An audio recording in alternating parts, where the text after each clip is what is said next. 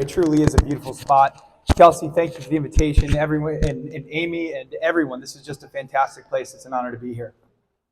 And happy birthday to Lauren's mom. Yes, please. So it's time to move on to the next chapter of your life, huh? This is going to be an exciting one. I believe that you all are ready. I have great optimism in that. Optimism is a word that I use a lot. I wouldn't always have said that. I grew up in Chicago, not a particularly bad part, but we had to stay pretty close to home, close to the porch when we were playing, and truthfully, I wasn't as active as I should have been in those early days.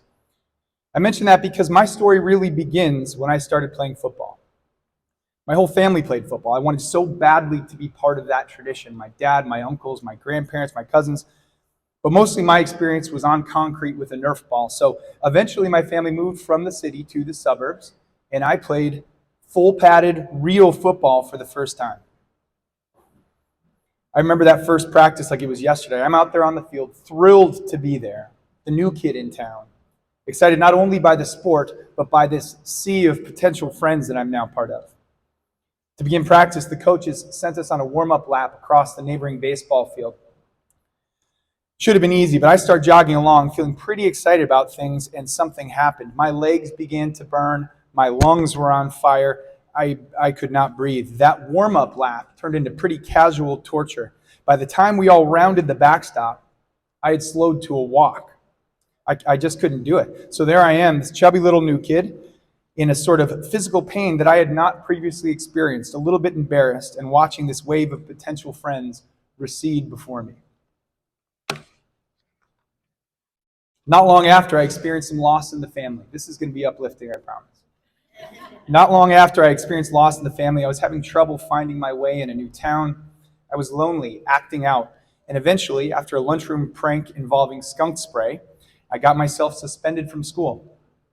I felt like a square peg that kept trying to fit himself into round holes, and I just couldn't get it right. I had a lot of support along the way, most notably a loving family, but these were hard times but important ones. Important to my development. I learned work ethic. I did push-ups at home. I learned the value of rest, exercise, sleep, nutrition. I tried hard at practice, and by the end of that season, I received the Most Improved award at our team banquet. That might be the most important recognition I've ever received. It taught me that situations are not permanent and that we have some agency in them. We can change things for the better if we decide, commit, and maintain a positive outlook. So from then on, I was determined to write my own script. And as you all move forward, let me be the first to remind you that there is no strict script for life. You write it. Self-authorship is the whole idea. You are officially embarking on a journey where you are both the main character and the author. That's good news. You get to decide within certain parameters how this thing is going to unfold. It's going to be both fun and challenging. Mostly because when you are writing your own story, the next page is always blank. I've been confronted with the blank page routinely through my life. When I was your age, I didn't know what to major in college, so I bounced around and eventually picked studio art. I minored in sports administration, sort of hedging my studies across interests while I played football, had some fun, and really was just trying to find my way. After college, I still didn't know what to do, but I knew I loved football, so I tried my hand in the professional game, and eventually I sat at my desk, staring at a literal blank page, and started making a list of some of the places I'd like to visit. Did some research on countries that had American football, made some phone calls, and before long I had booked a one-way ticket to Limerick, Ireland. Anyone ever been there? Me neither. I did not know where I was going to sleep that night. I didn't know what I'd eat or who was even picking me up from the airport, but I knew an adventure awaited me on the other side. I remember my first practice that season as well. Significantly different. This time I was prepared, physically at least. Groggy from jet lag, a bit sore, caked in mud from a rain-soaked field, I remember looking around and feeling fully, deeply happy. Parents, don't worry, I'm not suggesting that your children get on a plane and fly across the world after the ceremony. But I am suggesting that all of us go forward, ready to write our own unique story while being thoughtful and not fearful. To that end, I'm going to try to share a few quick lessons that I needed at your age. This is mostly for you. The first is about proof.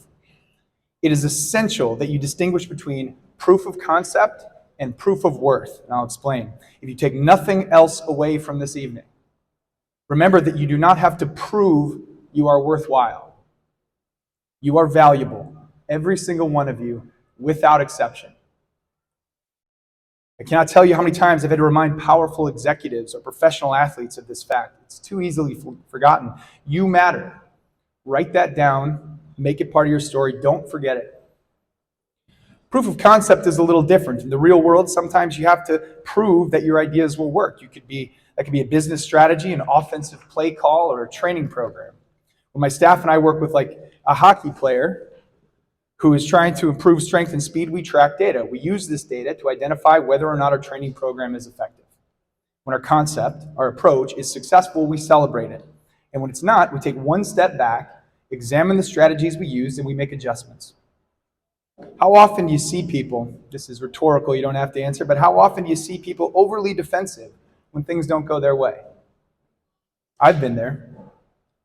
It seems like they're trying to prove that their strategy was right and it was someone else's fault that the outcome didn't go the way they wanted. Those folks have often forgotten, and again, I am one of them, often forgetting the proof distinction. Not winning a game does not mean you are a loser. Getting an F does not mean you are a failure. It means you lost in that moment. Yes, that's real. But nothing is wrong with you. Remembering that is it's not just a nicety, it's a performance necessity. Being overly defensive is the surest way to gloss over any truth of any issue, and in doing so, limiting your opportunities to grow. I wish I would have understood that more fully at your age. My self-identity was so fully ingrained as a football player that a bad rep or a bad practice would create a complicated and painful swirl of self-doubt. Trust me, self-doubt is not a good way to improve performance.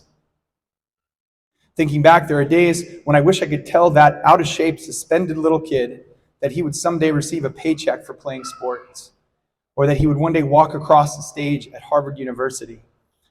But if I could actually go back in time, I think I would tell that lonely little guy that everything is okay, that his pain is real, but he is important no matter what, that he's going to be just fine. So whether you're interested in feeling full and healed and good, or if you are purely focused on performance, remember first and always that you are valuable just as you are. The second bit of advice is chase the work you're willing to do. This can apply to actual work, a relationship, or really any walk of life. When I was your age, I was told over and over to find your passion. It is good, well-intended advice, but there's a little bit of a flaw in it. Because the fact is, passion is fleeting. So is happiness, so is anger, so is the nostalgia that you might have been feeling in recent weeks. These things are real, but they are hard to hold on to. The chemicals, hormones, and neural activity which create them cannot hold a stagnant position. Happy goes in waves. So does nostalgia, grief, and yes, passion. That's an important recognition. The athlete performance program I run at New Trier started with nothing. It did not exist. Over that time, it grew in participation, so did our amazing staff. And as was mentioned, we had some successes along the way. Building that program has required a lot of hard work, long hours, complicated situations, and some sleepless nights. There were days in the early stages when I found myself exhausted at 5:30 a.m., scraping ice off the windshield of my car on a frigid February morning. And on those cold mornings, it was certainly not passion that moved me. On long days, through challenging workouts, and entertaining the occasional dissonants who are still trying to fit this square peg into a round hole, I kept moving forward. That was just the work I was willing to do. I was chasing the work that I was willing to show up for. And wouldn't you know it, during the course of that work, I was and still am consistently surprised by moments of passion that I never could have predicted, could never have possibly scripted. And now I've learned not to hold on to them, at least not too tightly, but I am very grateful. So I keep chasing that work. My advice is that you find something that you are interested in, that fulfills you in the best of times, and even in tough times, is something that has enough purpose to keep gas in your tank, to keep you going. If you chase a paycheck or chase someone else's acceptance rather than your own work, even successes can feel hollow. There are a tragic amount of sad people living in mansions who become experts at something they had no interest in, that meant nothing to them. So find your work. It has to be something that aligns with you, the author, rather than a blind adherence to external expectations. Remember that I'm not just talking about a job. Again, it could be relationships, friendships, school, or your chosen profession. And if you do this, passion will find its way into your life. You won't have to go searching for it. My next bit of advice on this journey is to be optimistic. Optimism is essential. By the way, optimism is not the enemy of realism. That's sometimes the pushback I will get on that comment, but realism is real. There's a real world out there, and it can be tough. You can, of course, be realistic and optimistic. The enemy of optimism is not realism, it's pessimism. It's the other side of the spectrum, and it is rooted in self-protection, rooted in fear. The voice of fear is natural, but often louder than it needs to be. All the great thinkers in history have understood that faith precedes evidence, that the way you think about the world impacts the way you end up seeing it, the way you experience it. You have a ski team, is that correct? Any skiers out there? You could applaud, clap so I know where you're at. Yeah, yes! Right behind me. Okay. That's something we do not have in Chicago, but I have worked with that sort of athlete. And elite skiers, often in the backcountry, never focus on the trees. They focus on the path. This is important because we have a shared tendency to prove ourselves right. We find what we are looking for. If you think a class is going to be boring, then every slow moment will be proof of that idea. But if you believe a class might be interesting, you have created a magnetism to the interesting ideas that will certainly pop up along the way. Did you know they teach workshops on optimism to the U.S. Army? Think about that. If you are face down in the sand somewhere and the enemy is upon you, it is optimism that fuels one's willingness to continue forward.